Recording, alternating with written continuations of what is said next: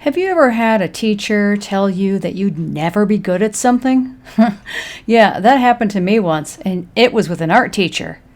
And here I am, today, shaping clay, guided by my higher self and completely in flow.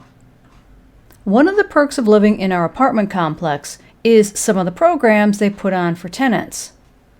Recently, they put on a program that included a hand-built pottery class. Now, I will say I have had little experience with hand building. The first experience was coiling in high school, and that was a dreadful outcome. Another woeful experience was 20 years ago with a friend, I'm using air quotes here, who was an instructor. She encouraged me to take her tile ceramic class. Instead of showing me my freshly fired pieces and allowing me to come to my own conclusion, she approached me at the front door of her studio and flatly stated, "You'll never be a ceramicist." Now let's fast forward to this hand building class put on by the apartment complex.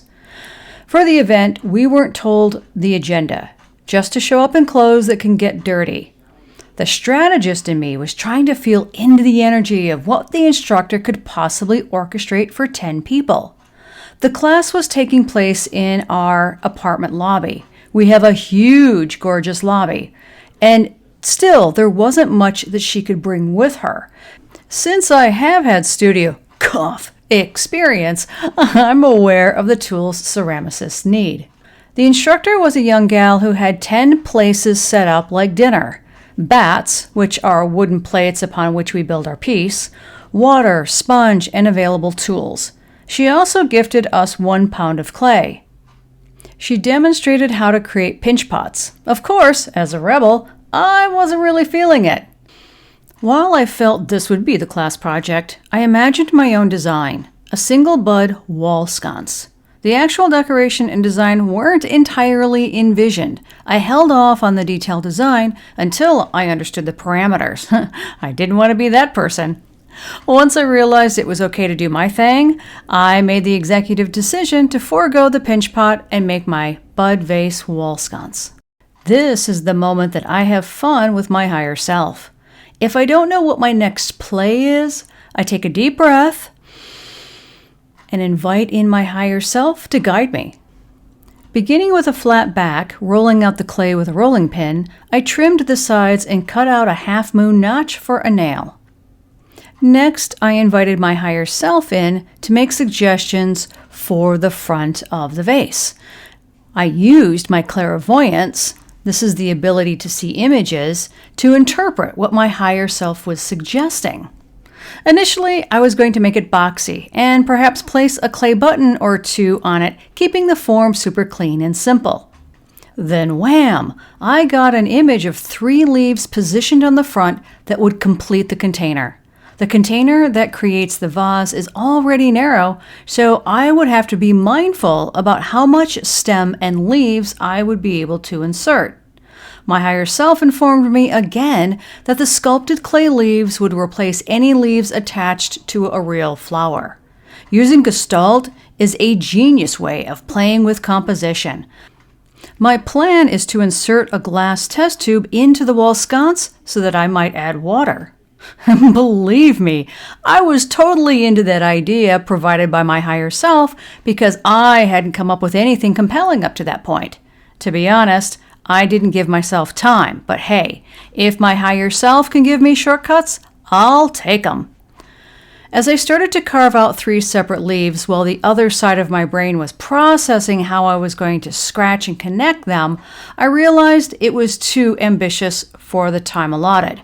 So I tossed that idea and the clay and instead scored 3 leaves in a new slab and cut around them once I was satisfied. Next, I inscribed the leaves with veins and a 3D effect. Draped them over a rolling pin to create a front curve. Using scratch and slip, I affixed the pieces together with a bottom. At that moment, the instructor came around to see my progress. "That's a great bottom," she said. And without missing a beat, I replied, "That's what she said." A grin appeared from ear to ear on her face as we looked at each other mischievously. "A classic response," she said. Admittedly, as my first hand-building piece, I must say it turned out pretty damn well. I think it's due to the years of working with veg tan leather that led to my confidence. My higher self was screaming, "Add a ladybug! Add a ladybug!" Okay, let's obey the higher self. Pinching off a small piece of clay from the heap of scraps, I rolled it between my fingers and shaped it like the body of a ladybug. Flattening one side, I inscribed the head and wings. A bit of scratch and slip on both pieces, I affixed the small ladybug to a leaf. The instructor was completely on board with my idea. While she'll be monitoring the rest of the progress through drying, firing, glazing, firing again, she said that she'd be happy to paint the ladybug separately. I didn't expect her to do that, and I said as much. But I think she was as delighted with the final outcome as I was. I dropped immediately into flow when I was scoring and cutting and molding this slab of clay. I lost track of time and yet kept track of the 2-hour time block because we, as creative introverts, can slip into alpha brainwave state in seconds. Gods, I miss that. Now I've got the bug to sculpt, no pun intended. Or was it?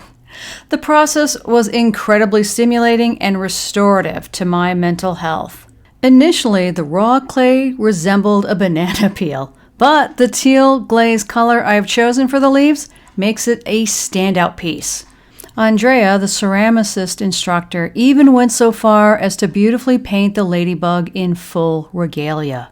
Supporting my plan to use this final piece as a single flower wall sconce, my plan is to drop a fresh tiger lily stem regularly into it since I'm getting really good with sensing its energy and transferring it to other substrates. What do you think? Well, it's funny how one bad critique can stick with me for decades, but spirit, intuition, and a little creative rebellion always finds a way through. I'm so glad that I listened to my higher self instead of embracing that old doubt. Now, I can't wait to put this vase in use. Thanks for coming along on this journey with me, and until next time, stay magical.